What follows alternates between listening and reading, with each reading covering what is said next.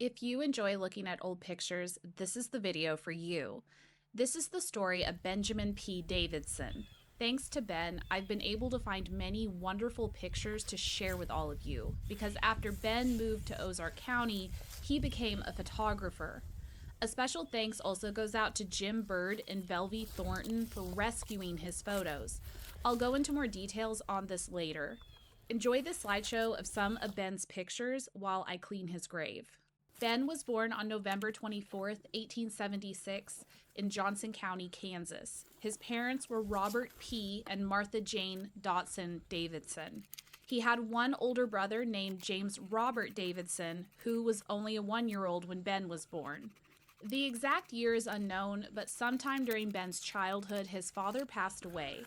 Ben's mother would remarry 2 more times during his childhood. She first married John Crawford, a man who was 12 years older than her. They would have 2 daughters together. Before the year 1890, one of their daughters, Anne John, had passed away. When Ben was around the age of 14, his mother married a 3rd time to John Daly, who was 10 years older than her. Martha and John would have at least one son together, also named John.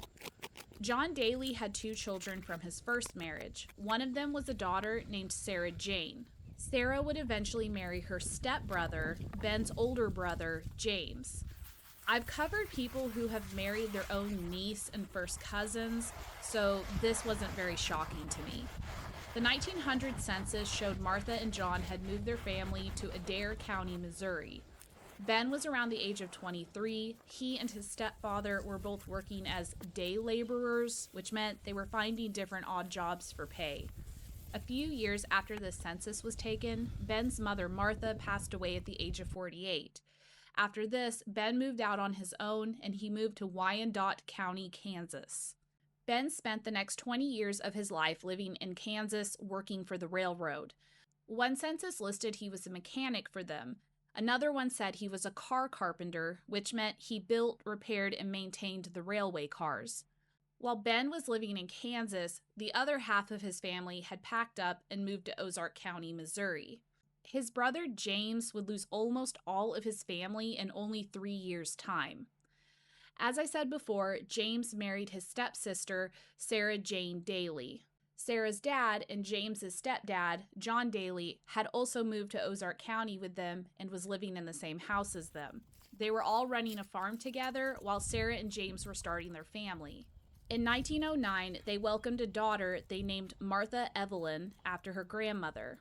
In 1913, Sarah's father, John Daly, passed away.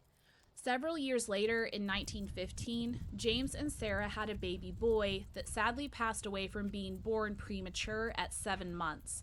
They named him Benjamin Davidson after his uncle Ben.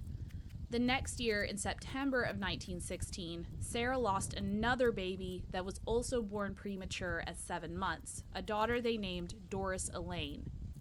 Only 2 months after this, 2 days after Christmas, Sarah herself passed away at the age of only 37.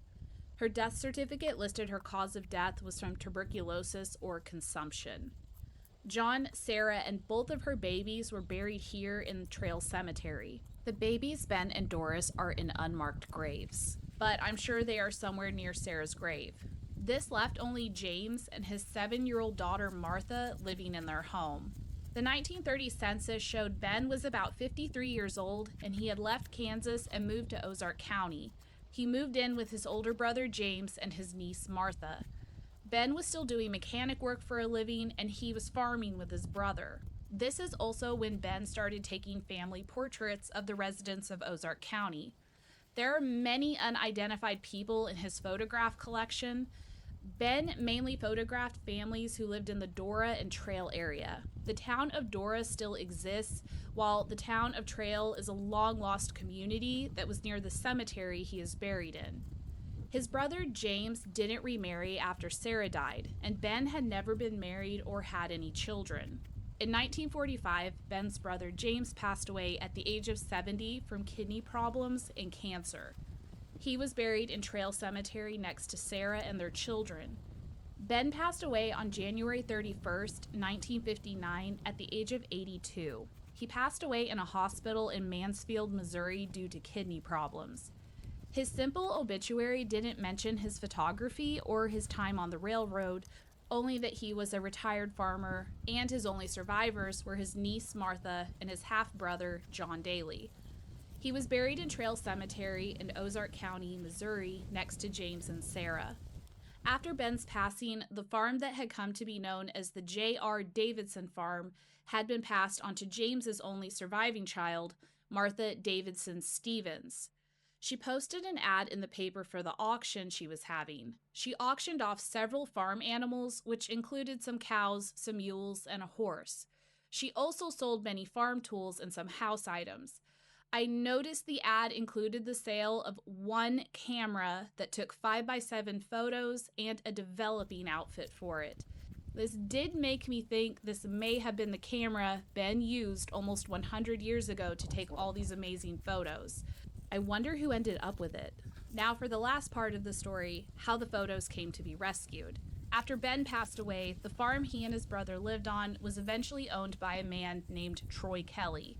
Troy Kelly told Jim Bird about some old glass negative photos he had found on the farm and that some kids had been using them for target practice. And yes, my heart sank a little when I read that part of the story as well. Troy told Jim he could take any of the glass negatives that he wanted. Jim Bird is who rescued these photos from being destroyed. Jim then passed these photos on to his daughter, Velvy Thornton. Velvy and her husband Charles went on to have all of the glass negatives developed into photographs. With the help of the oldest person they knew in the area, Nola Freeman Pendergrass, some people were identified, but many remain marked unknown. My mom runs a history page of her own called Dora Historian, and many more of these photos have been identified by family members from her posting them on her page. If you enjoy old photos and stories, go give her page a follow. Again, it's called Dora Historian. I wanted to clean Ben's grave to show appreciation for all the history I've been able to share with you and keep alive because of him. According to my family tree, I have no family connection to Ben. However, I have permission to clean any graves I want in this cemetery. Thank you so much for watching and keeping these stories alive. Rest in peace, Ben.